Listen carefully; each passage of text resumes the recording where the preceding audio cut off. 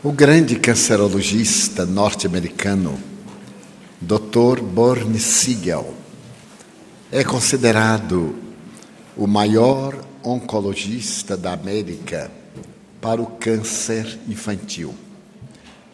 E também o cancro em geral, ele atende de maneira muito sábia. Este homem também era materialista.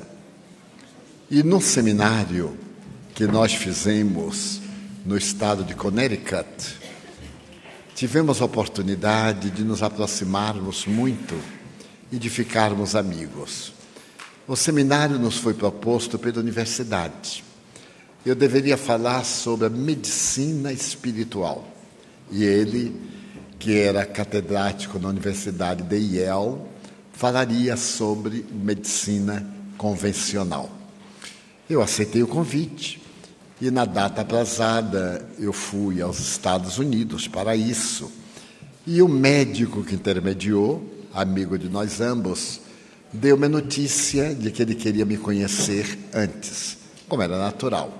Acadêmico, PhD, mestre, e eu, uma figura apagada, era um grande risco de fazermos algo em uma universidade a respeito de um tema tão grave.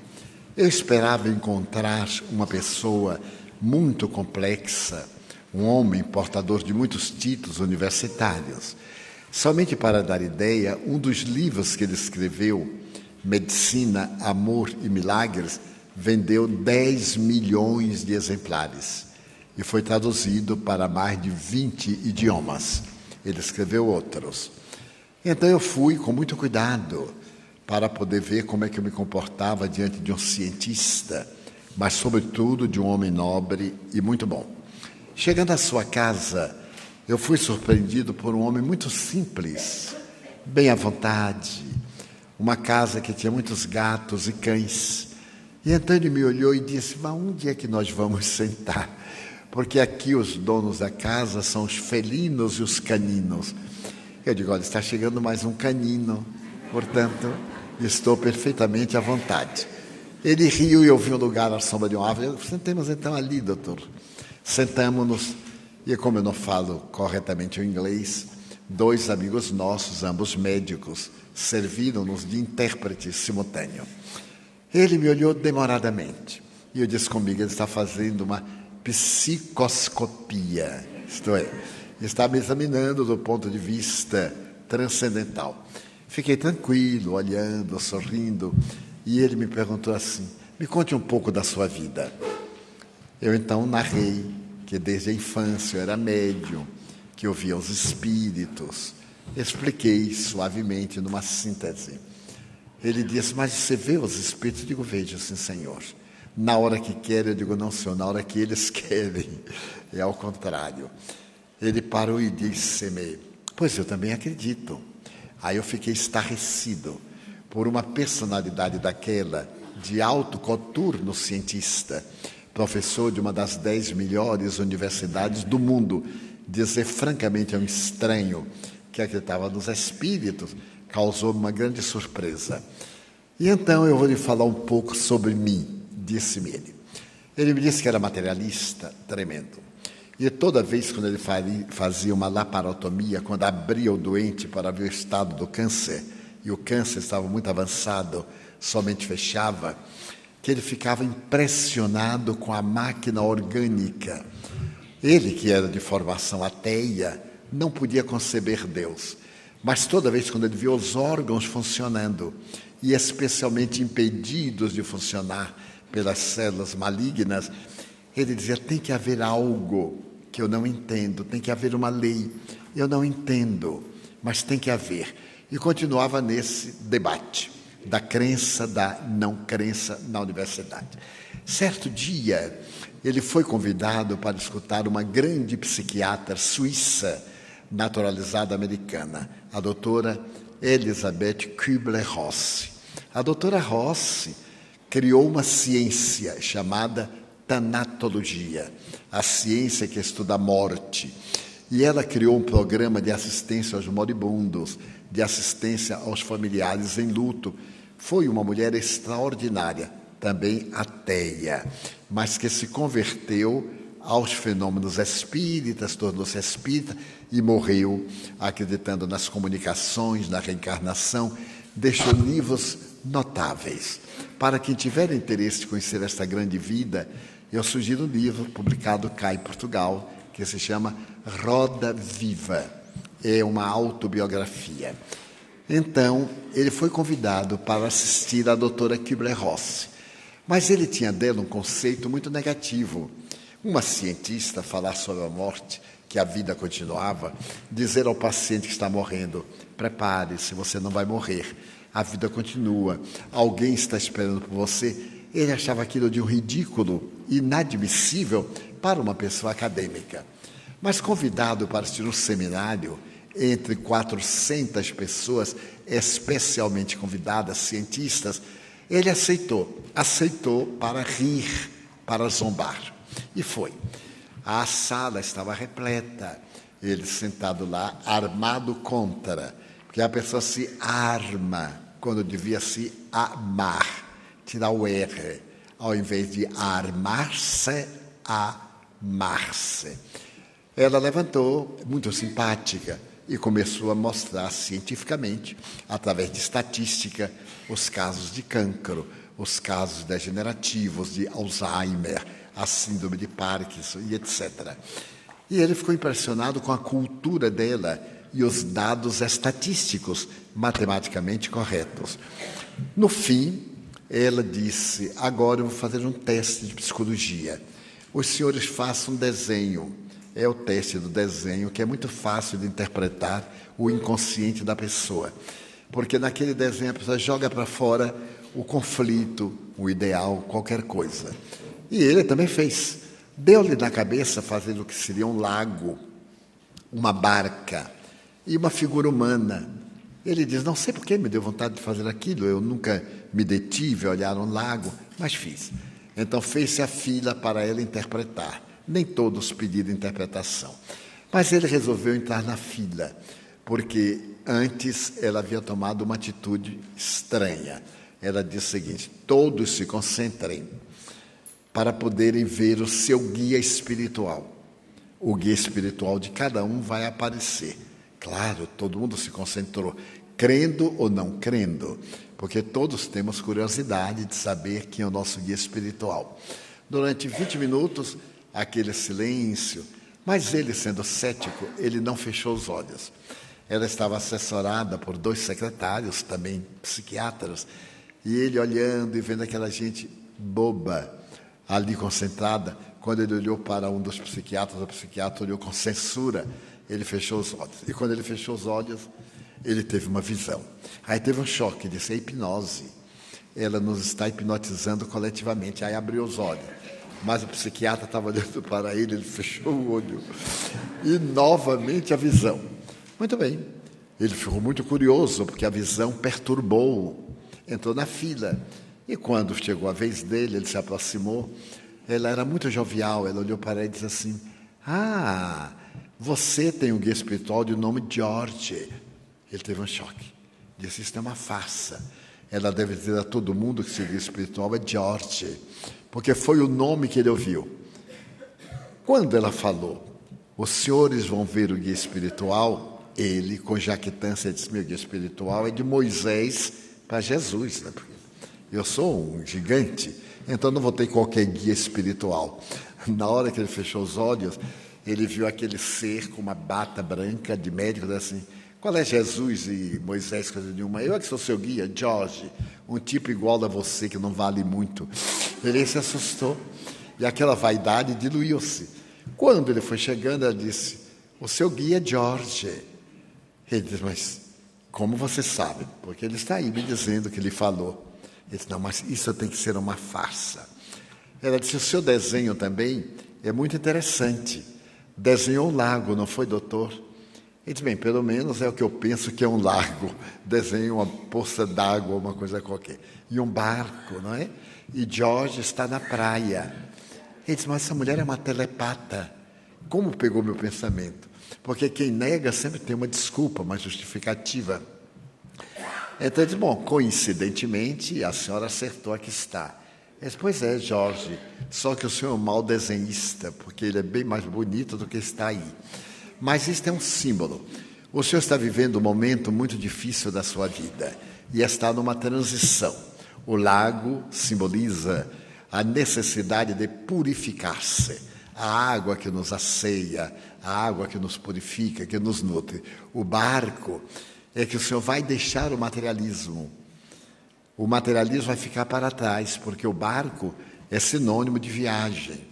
Todo mundo tem ansiedade de viajar para fora, mas o senhor vai viajar para dentro, sob o comando de George.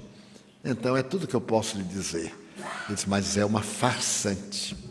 Ela hipnotiza, depois ela lê o pensamento por telepatia, e a gente sai impressionado, porque todo mundo chegava, tinha um choque com a revelação que ela fazia.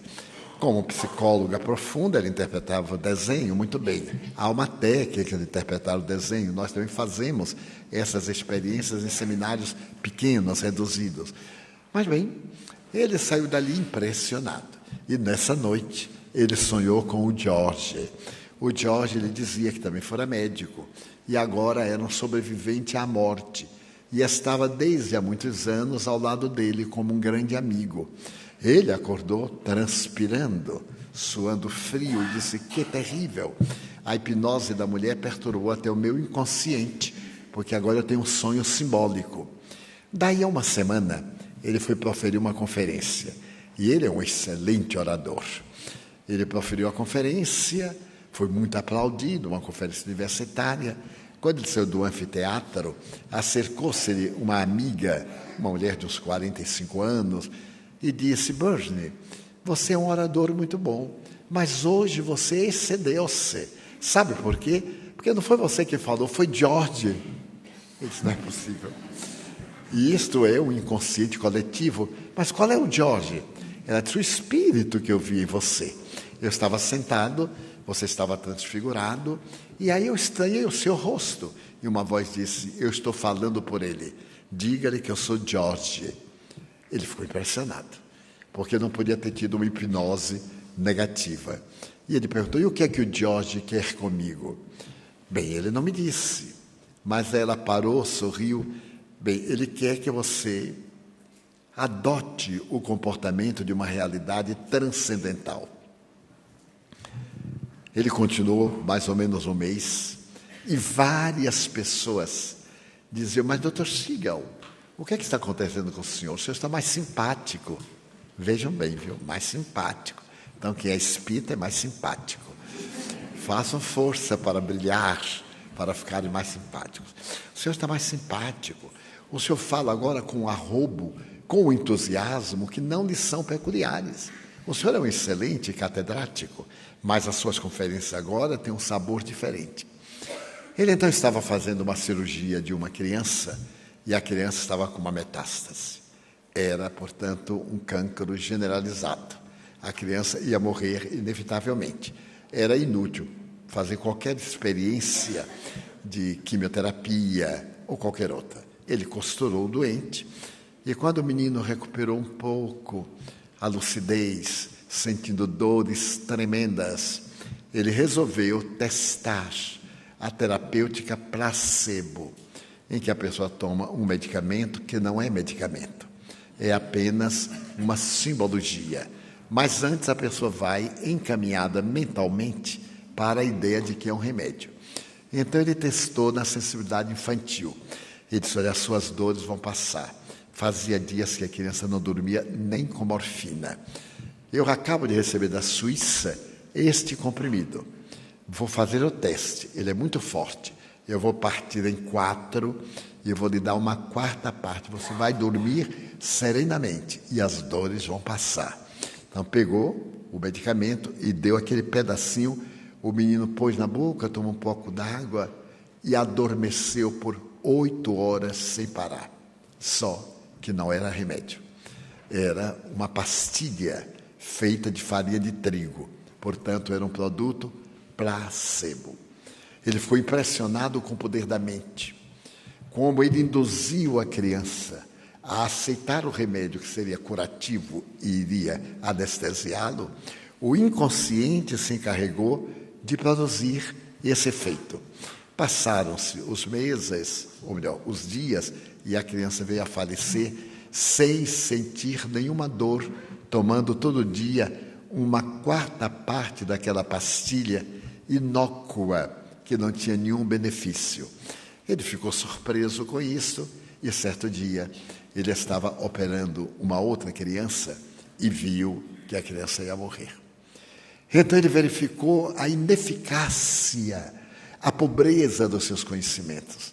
Ele já havia salvado muitas vidas. Por que agora as vidas escapavam da sua mão? Foi então que ele teve uma decisão. Enquanto ele estava operando e a criança anestesiada, ele disse-lhe: você não vai morrer. A morte não existe. Nós sobrevivemos ao fenômeno biológico da morte. E falou-lhe uns 10 minutos. Os colegas ficaram horrorizados. Aquele homem séptico, aquele monstro sagrado da cirurgia anticancerígena, falando a respeito de sobrevivência, mas ele não deu importância. Então ele costurou a criança e no dia seguinte o menino disse-lhe: doutor, eu estou morrendo, mas estou muito contente, porque a minha avózinha está aqui me dizendo: venha logo, você vai ser muito feliz, essas dores vão acabar. Muito obrigado, doutor. E morreu. Ele tomou uma decisão. No dia seguinte, ele raspou a cabeça e passou a atender os pacientes. Antes da anestesia, ele perguntava ao paciente: você crê em Deus? Creio. Então ore. Peça a Deus para guiar as nossas mãos. Os colegas acharam que ele estava demente. E outras vezes, quando o paciente morria no tratamento cirúrgico, ele fazia um silêncio e dizia: agora alguém vem receber você. Obedeça. Este alguém vai encaminhar você para a felicidade. A vida não se acabou. Terminaram os colegas denunciando ao reitor da universidade. O reitor chamou e perguntou-lhe: sigam, o que está acontecendo com você? Você agora virou místico, é uma burla, é alguma técnica nova que você está adquirindo? Ele disse: não, é que agora eu sou espiritualista, eu creio na imortalidade da alma. Mas você está louco? Todos nós aqui somos materialistas, todos, ele com exceção de mim. Eu acredito na imortalidade da alma, mas esta é a Universidade de Yale, uma das melhores universidades do mundo. Não há lugar aqui para crença religiosa. Não, mas eu não tenho crença religiosa. Eu tenho uma crença científica que prova que ninguém morre. Da mesma forma que eu faço uma cirurgia e tiro as células cancerosas, levo o microscópio e identifico-as, eu também identifico o que é a vida e o que é a morte. Mas sigam, você não pode continuar aqui, não tem problema, demita-me. O reitor diz: não, você é um dos 10 melhores cancerologistas da América. Se eu lhe demitir, não faltarão universidades que o contratarão de imediato. Ele diz: então aguente-me, porque eu vou continuar fazendo exatamente isto. E ficou. Então conversamos, eu achei fantástica a coragem dele de me contar que agora era espiritualista, que acreditava na imortalidade da alma e etc. Mas ainda restava nele uma ligeira dúvida. E como ele pega os gatos abandonados, os cães de rua e leva para casa, é uma mansão, num jardim muito grande, um pomar muito grande. Certo dia, um dos seus gatos desapareceu. Ele deve ter uns 20 gatos ou mais. Desapareceu e era o gato de preferência. Ele tinha lido no jornal que havia na Califórnia, ele mora na Zona Leste, em Connecticut, e ela era especialista em encontrar animais perdidos. Ele disse: eu vou testar. Ligou para ela e disse: olha, eu estou com um problema muito sério. Eu perdi um gato e queria saber o destino dela. O americano é time is money, não é? Tempo é dinheiro. Eu disse: pois não. Coloque o seu cartão, pague $50 da consulta e eu já digo a resposta. Ele obedeceu e ela perguntou: como era o seu gato? Ele disse: era um gato. Como é um gato? É um gato. 2 orelhas, 2 olhos, 4 patas. Sim, mas era cinza, era negro, era um gato de tal raça. Então, era um gato vira-lata, daqueles mais miseráveis, mas eu me afeiçoei. Ela parou um pouco e disse: "Você está morando em que cidade?" Ele deu o nome da cidade em que ele reside. Ela disse: "Pois não. Dentro de 2 horas ele manda um e-mail com o endereço do lugar em que o gato está." Ele disse: "Perdi $50, porque essa farsante não vai dizer de forma nenhuma." Então desligou o telefone e esqueceu. Repentinamente, o computador estava ligado, ele viu o anúncio, correu, lá estava.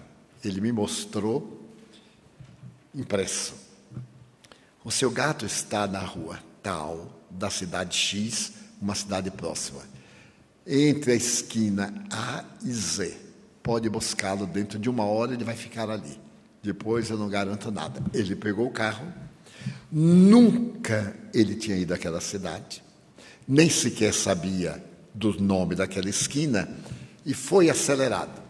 Quando ele passa exatamente na esquina que ele olha, lá estava a criatura miando. Ele parou o carro, e gato é um animal muito esquisito, né? Dizem que é um animal muito ingrato. Ele então chamou o gato veio, ele botou no colo e ficou impressionado. Ele disse: "Não, existe a paranormalidade humana. Essa mulher é médium realmente. Ela teve uma clarividência de onde o gato estava." Ele voltou a telefonar, agradeceu. Ela disse: "Eu sei que o senhor já encontrou o gato." E ficou muito surpreso quando viu exatamente na esquina. Ele ficou muito impressionado.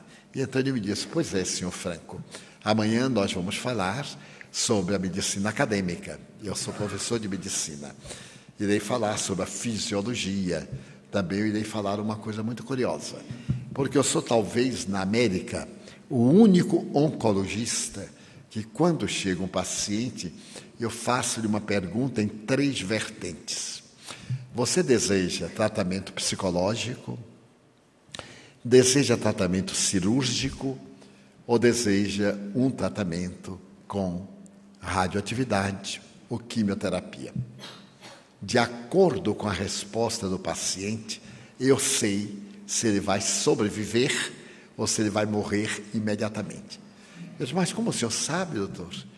Ele disse: "Quando a pessoa pede tratamento psicológico, é porque a pessoa tem muita autoconfiança e acredita que, mudando a estrutura mental, emocional, o corpo termina por obedecer.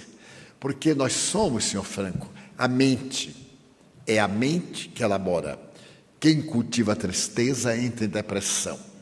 Quem cultiva lixo anda atormentado. Quem cultiva o sol vive na primavera." Eu achei a frase encantadora. Eu digo: "Mas você está repetindo mensagem dos livros que os espíritas escrevem por intermédio." Entre eles há um intitulado Alegria de Viver. Exatamente. Cultive o sol e você viverá numa perene primavera. Eu nunca tinha ouvido essa frase e penso que ele tampouco. Ele nunca me conheceu, o livro não está traduzido ao inglês. Então eu fiquei entusiasmado, abraçamo-nos afetuosamente e ele me disse: "Eu irei narrar os processos terapêuticos convencionais e estou curioso para o senhor narrar os processos terapêuticos espirituais." Então, como não era de estranhar, eu fui meio apavorado, né? Por fora eu ria, por dentro o coração batia nas costas. Eu digo: imagine médicos, acadêmicos, alunos, pacientes do hospital. Havia mais de 1000 pessoas, muitos amigos brasileiros, que nós convidamos. Eu digo assim: a brasileirada vá, pelo amor de Deus, mesmo que eu tropece, batam palmas, para dar a impressão que saiu tudo bem. E os amigos corresponderam, uma região muito próxima de New Jersey, de New York. Pois bem, ele foi um orador impressionante. Era uma aula, ele deu aquela aula com nobreza, com toda a técnica, e foi imensamente aplaudido. Eu, então, comecei a falar sobre o ser que nós somos, a realidade psíquica deste ser que nós chamamos criatura humana. E então falei que, à luz da psicologia, o ser humano tem 5 características. A primeira característica do ser humano é a personalidade. Todos nós temos uma máscara, a máscara com a qual nos comunicamos. Nós nos apresentamos. Eu não sou o que aparento. Esta é uma razão básica dos relacionamentos infelizes, porque as pessoas se apaixonam pela aparência e não pelo conteúdo. Todos nós somos gentis, afáveis, bem-educados quando queremos conquistar. Depois que conquistamos, então aí a gente afrouxa um pouquinho e se desvela. No Brasil há um ditado, não sei se cá também, que diz o seguinte: quer conhecer uma pessoa, coma com ela 1 quilo de sal. Depois de comer 1 quilo de sal, o outro não aguenta e se desvela. Daí nós dizemos, eu me decepcionei. Não, me decepcionei com a imagem que eu fiz da pessoa. Porque todos nós somos criaturas humanas, falíveis. Nós temos o verniz social. Aliás, Freud dizia que a criatura humana é um selvagem banhado por um verniz social. Quer conhecer o indivíduo, pise-lhe no pé. E se ele tiver uma unha encravada, ele mostrará quem ele é. Então, se a gente pisa no pé de alguém com unha encravada e ele é educado, ele faz ui. Mas se ele não é, ele faz outra coisa. Diz outras palavras, dá um empurrão e etc. Então, eu procurei dizer, a primeira é a personalidade. Todos nós temos personalidade.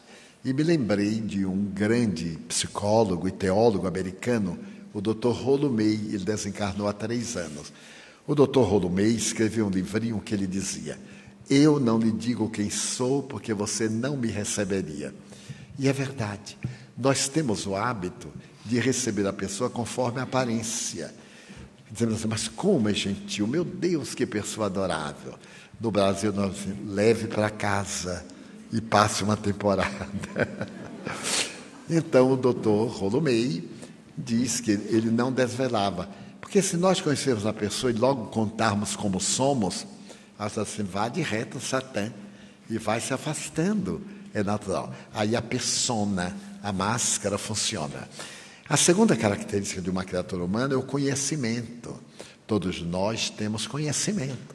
Até quando alguém soberbamente diz, eu não sei de nada, ele tem conhecimento da própria ignorância. É um conhecimento. A terceira característica da criatura humana é a identificação. Todos nós nos identificamos com alguma coisa. Tem gente que se identifica com o funk. Esse barulho horroroso que chamam de música, o funk. Eu me identifico com Beethoven. Eu me identifico com essas canções suaves, como a que foi cantada aqui. É uma questão de identificação. Lá na Mansão do Caminho, eu sempre tenho música clássica. Todo o tempo na minha sala tem música clássica, às 24 horas. Mesmo quando eu não estou, a música está, porque temos visitantes. Eu recebo muitos espíritos, amigos. E então, quando os meus filhos entram, eles fazem assim, tio, desliga essa música de igreja. Porque imagine a 9ª Sinfonia, a 5ª Sinfonia de Beethoven, Jesus, a Alegria dos Homens, etc. Para os ouvidos dos meus filhos, isso é um verdadeiro ultraje. Mas quando é aquele berro do rock metal, os olhos deles brilham. E uma vez eu fiz o teste. Eu coloquei um grupo terrível, que eu nem pronuncio o nome para ninguém poder memorizar. Então, quando vinha um grupinho, eu coloquei, eles disseram, puxa, velho, tá legal, hein? Tá jovem, velho, tudo mudou. Eu digo, calma, só mudou o disco. Aí eu coloquei um bem pesado de Schumann. Logo eles entristeceram, entraram em depressão profunda e saíram, me deixaram em paz. A identificação.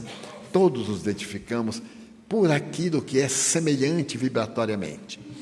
A quarta característica nossa é, naturalmente, a consciência. Todos nós temos consciência. E a consciência foi a tarefa mais difícil de ser identificada na psicologia, porque se dizia que consciência era conhecimento. Uma pessoa acadêmica, uma pessoa de alta formação cultural, era tida como uma pessoa de consciência. Mas depois do nazismo, do Dr. Mengele e outros criminosos de uma inteligência brilhante, os criminosos seriais, com uma capacidade de QI muito elevada e absolutamente insensíveis, sociopatas, constatou-se que não era. E foi Jung que, no ano de 1950, escreveu um livrinho chamado Resposta a Jó. Ele então definiu a consciência, e é uma definição muito bonita.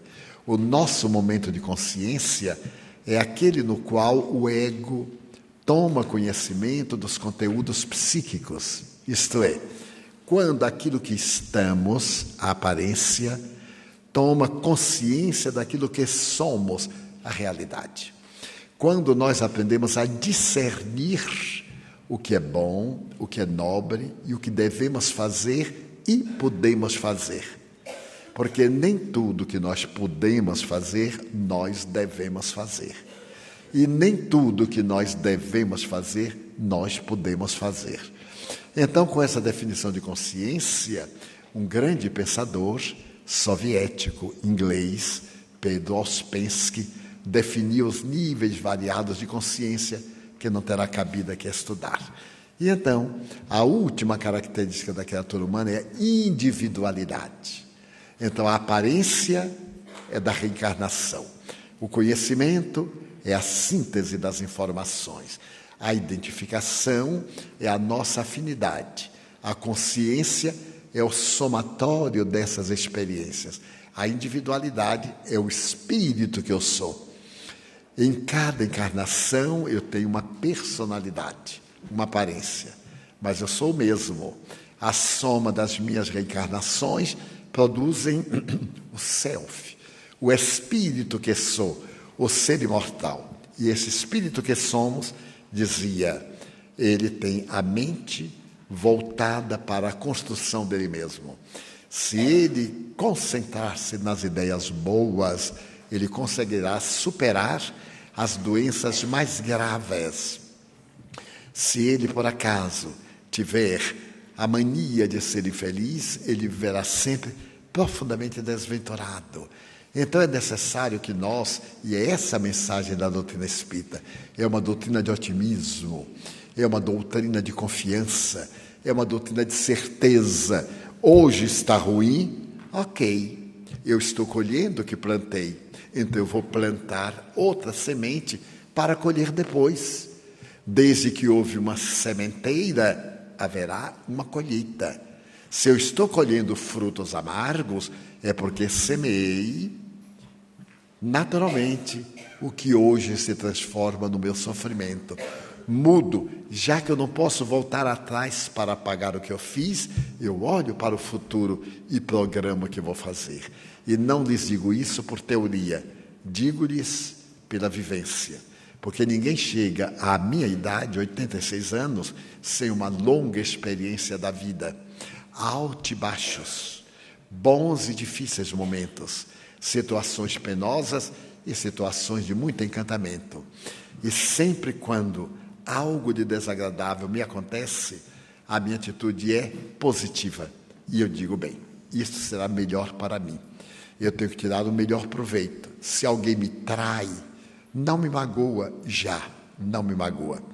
Porque infeliz é o traidor, não sou eu. Eu continuo fiel. A pessoa que é traidora, ela que vai ter a culpa hoje ou mais tarde. Se alguém me desacata ou fala mal de mim, o que acontece? Porque eu sou uma pessoa pública. De vez em quando eu leio na internet coisas horríveis contra mim. E eu acho graça, porque dizem coisas que nem eu sabia que sabia. Porque a internet é uma coisa tremenda. E todos nós temos pessoas que não simpatizam, não se identificam conosco. Então, de vez em quando, amigos dizem, olha, Edivaldo, acabei de ver na internet e me mandam, porque as pessoas adoram ver a gente sofrer, né? E manda. Às vezes eu pergunto assim, e você o que é que diz? Ah, eu não disse nada. Então não me diga. Porque se você não disse a quem falou, por que vai dizer a mim? Mas aí eu leio com fair play e não dou importância. Aconteceu uma vez algo impressionante. Alguém me mandou um e-mail que havia lido de um rapaz que falava muito mal de mim. Ele dizia coisas que não eram verdadeiras. E então ele falou que não gostou da conferência, que é um direito que a pessoa tem. Mas que achou isso, achou aquilo, aquilo outro. E quando eu terminei de ler o e-mail, eu vi que era uma pessoa de pouca cultura, uma pessoa que não tinha certa experiência, porque toda conferência é dividida em 3 partes. Primeiro uma propositura, depois uma discussão e depois uma conclusão. Quando eu comecei a propositura, ele ouviu 5 minutos e foi embora.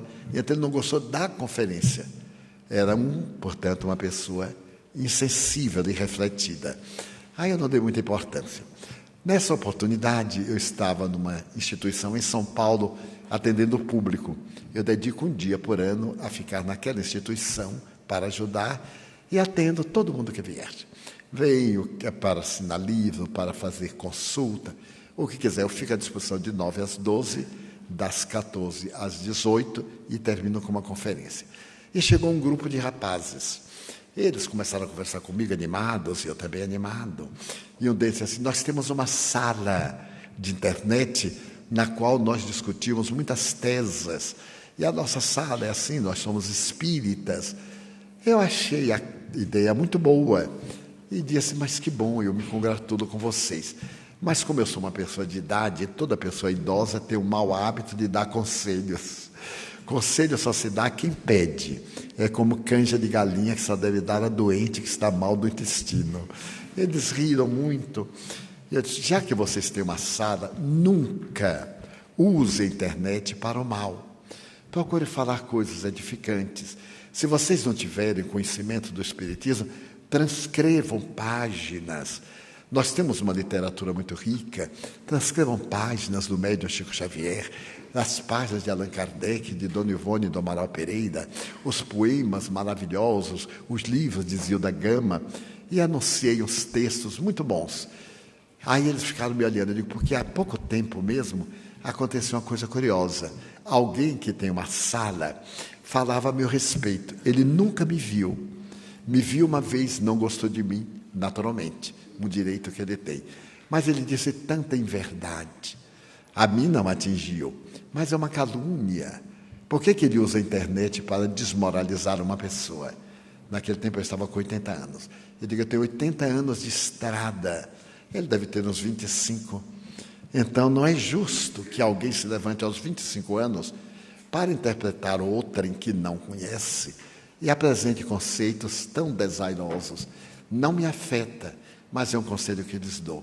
Então eu notei um rapaz, ficou muito pálido, mas ficou na hora pálido. Eu digo, foi ele. Não é possível. Num país que tem 200 milhões de habitantes, o cara me xingou e depois me apareceu. Não é possível. Eu digo, foram os obsessores que trouxeram, ou foram os guias também. Então eu virei-me assim suavemente, disse, foi você, meu filho? Ele disse, foi sim, senhor. Eu disse, somente para me esclarecer, por que você disse aquilo que eu não falei? Porque se você saiu aos 5 minutos, você não ouviu o resto. E você disse que eu falei isso, que eu falei aquilo, e eu não falei. Primeiro que as minhas conferências são todas gravadas. Depois que eu dei o seu e-mail, eu pedi ao amigo da instituição para mandar a conferência para eu ouvir. Eu jamais me refiro mal a qualquer coisa, a qualquer pessoa. E você disse que eu falei isso. E isto é uma calúnia. A mim não afeta, mas quem leu vai ter uma ideia muito desagradável. E sendo você espírita, ou pelo menos frequentador, porque não é uma atitude espírita, o espírita é digno, não fala por detrás. Ele diz à pessoa, se você tinha alguma coisa, você me escrevia, me falava da sua opinião, me dava essa sugestão. Ele agradeceria. Ele, então, foi muito honesto. Ele disse, sabe por que eu fiz aquilo? Eu digo, não tenho ideia, porque tenho inveja do senhor.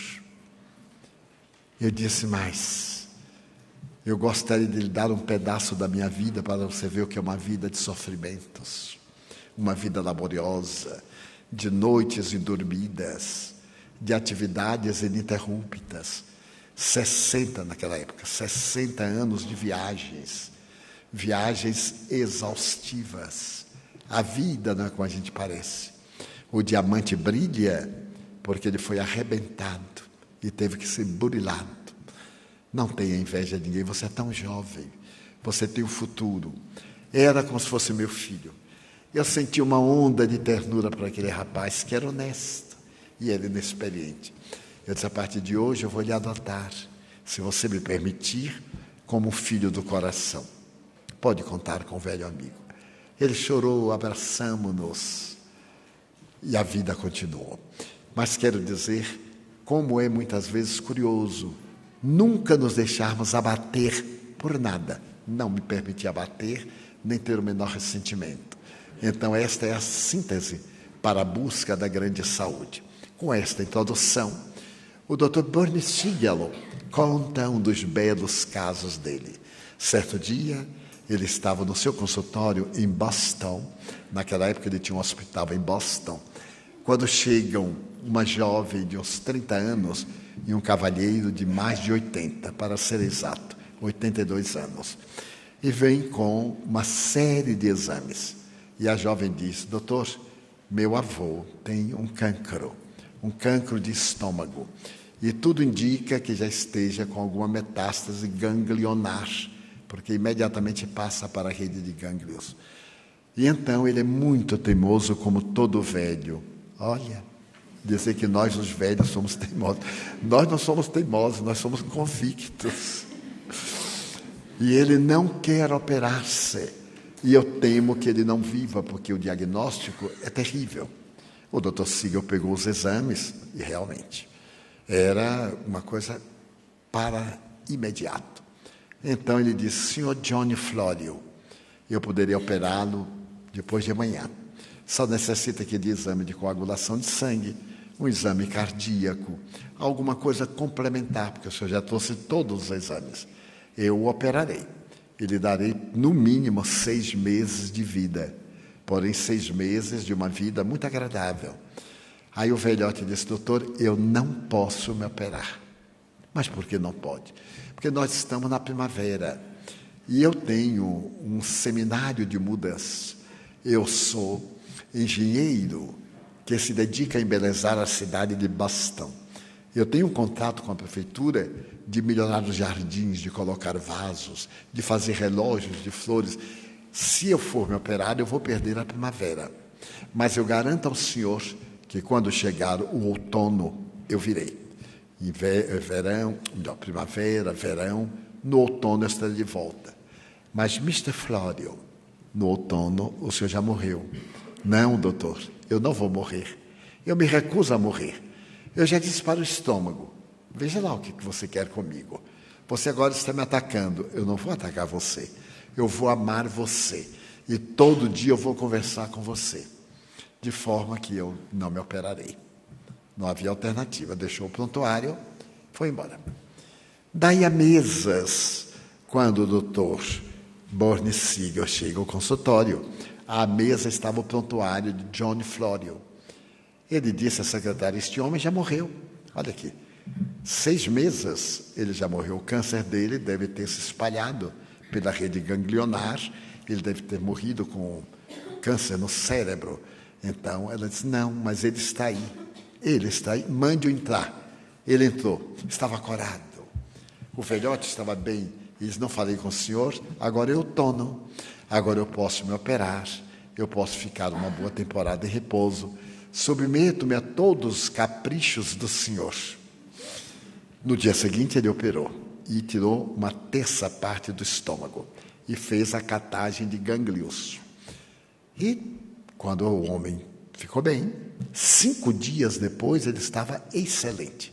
O médico disse, agora você volte dentro de uma semana para nós começarmos o tratamento radiológico e depois o quimioterápico. Ele disse, pois não. E não voltou. Não voltou. E passaram 4 anos. Um dia vem o Dr. Siegel e encontra sobre a mesa o prontuário de Johnny Florio. Ele chamou a secretária e disse, agora ele já morreu. Porque a sobrevida dele era de 6 meses, caso ele fizesse a rádio e a quimioterapia. Ele já morreu, pode guardar. Ele disse, doutor, se ele morreu, é a alma dele que está aí, porque ele está aí. Aí entrou Johnny Florio com a neta. Ele ficou espantado. O homem estava corado, 86 anos, bem disposto. Ele disse, Mr. Florio, por que o senhor não veio? Ah, doutor, Sabe como é cabeça de velho? Eu achei que não precisava, que era exigência demais. O senhor já tinha tirado o meu estômago, um pedaço. Aí eu não vim. Mas o senhor tem um câncer. Ele disse, não, senhor, eu tive um câncer. Mas eu não sou canceroso. Sabe por que eu tive o câncer, doutor? Eu era um temperamento de cobra. Eu me aborrecia por tudo, brigava por tudo, criava problema. Aí comecei a ter dispepsia nervosa. Mas eu continuei com o meu temperamento ruim, aí eu fiz uma úlcera gástrica. O médico me recomendou terapia, remédios, eu tomava, não tomava, a coisa piorou, e eu de mau gênio. Aí eu fiquei com ódio do médico, fiquei com ódio da úlcera, fiz o câncer. Quando o médico disse, você vai morrer de câncer no máximo em 6 meses, ou muda de vida mental, emocional, ou essa vida vai destruir a sua vida orgânica. Eu aí optei por viver. Eu já era velhote, estava com 78 anos. Então eu disse para o meu estômago, querido, me perdoe por ter sido tão áspero com você. A partir de agora, nós vamos fazer uma aliança fraternal. Eu vou tratar bem você, evitarei pimenta, que ele adora, né? Adorava pimenta. Vou evitar substâncias ácidas, mas você vai me responder. E comecei a visualizar o meu estômago refazendo. Ele ficou de bem comigo. Aí eu estou aqui. O senhor tirou o lado que estava afetado e eu estou ótimo. Mas por que o senhor veio agora? Perguntou o doutor Siegel, 4 anos depois. Por uma razão. É que quando eu saí, eu deveria ter feito uma pergunta ao senhor que não fiz. A pergunta é a seguinte, o que é que eu posso comer, doutor? E ele disse, coma ferro com ácido sulfúrico, porque isso não é um estômago, isso é uma fornalha. Quando ele escreveu o livro aos 89 anos, o senhor Flório ainda era o decorador-chefe da cidade de Boston. Mas então comenta o doutor, dedicado ao bem. Os colegas dizem que houve uma reversão, mas uma reversão porque o doente quis a reversão. Ele se negou a morrer. Então, eu me utilizei desse caso dele e falei da terapia espírita. A terapia espírita para a saúde integral começa em nossa cabeça. Eu não sou doente, eu estou doente. A doença vai passar. A doença não vai impedir-me de ter uma vida relativamente normal. Enquanto eu puder, eu farei o repouso, tomarei a medicação, seguirei o médico, porque o médico é o missionário de Deus para a área da saúde. Mas eu vou fazer o meu trabalho de transformação moral para melhor. E então a pessoa passa a cultivar pensamentos positivos. Porque a Universidade de Harvard apresentou 2 grandes cientistas. E esses 2 grandes cientistas, os doutores David Bohm e Stewart Wolf, físicos quânticos, declararam o seguinte, notem bem, quando nós amamos, quando nós perdoamos, quando nós ajudamos o próximo, os neurônios produzem uma substância eletrofísica parecida ao fóton. O fóton é uma micropartícula. Como o fóton tem o poder de aglutinar as moléculas, a pessoa goza de saúde. Quando a pessoa tem remorso, tem culpa, guarda mágoa, tem ódio, o cérebro produz elementos semelhantes ao elétron. O elétron desagrega as moléculas, a pessoa adoece. Então, nós, os espíritas, divulgamos o otimismo, a alegria de viver, a certeza de que a nossa vida melhora a cada momento em que nós melhoramos. E acima dessa terapêutica, a bioenergia. Nós somos dínamos geradores de energia. O espírito é o princípio inteligente do universo, é a energia inteligente. Então ele irradia uma energia que nós podemos transmitir, e está documentado desde Mesmer, no ano de 1772, quando ele defendeu em Viena uma tese a respeito do fluidismo universal. De lá vai nascer do fluidismo o magnetismo, no século XIX. Do magnetismo, o hipnotismo. Do hipnotismo, a fluidoterapia, a terapia dos passes, a terapia da água magnetizada, a terapia da onda mental. Cientificamente, está provado por vários estudiosos em diversas universidades que o doente que ora fica melhor do que o doente que não ora. O doente por quem se ora recupera-se mais rapidamente do que aquele doente por quem não se ora. Dados colhidos em computador aleatoriamente. Por exemplo, numeramos aqui a sala, cada um número. Então, 50, 70, 93. Nós agora vamos orar por 50, 70, 93. Meu Deus, estou orando por 50. Eu não sei quem é. Estou orando por 70, estou orando por 93. Transmito a minha força física, psíquica, mental, energética. Os dados estatísticos da Universidade da Califórnia, em São Francisco, constataram que os pacientes melhoravam mais rápido do que aqueles com o mesmo problema por quem ninguém orava. E quando nós sabemos quem é o paciente e a nossa onda mental, a nossa onda de amor vai enternecida para o paciente, mais rápido ele cura-se.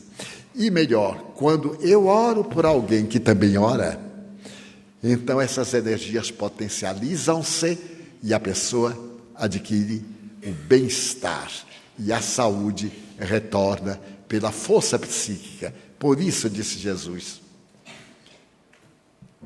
vós podeis fazer tudo o que eu faço, se tiverdes fé. O que é fé? É a certeza que nós transformamos no querer, porque quando nós queremos, nós temos certeza que vai acontecer. E então as energias se multiplicam e se tornam realidade.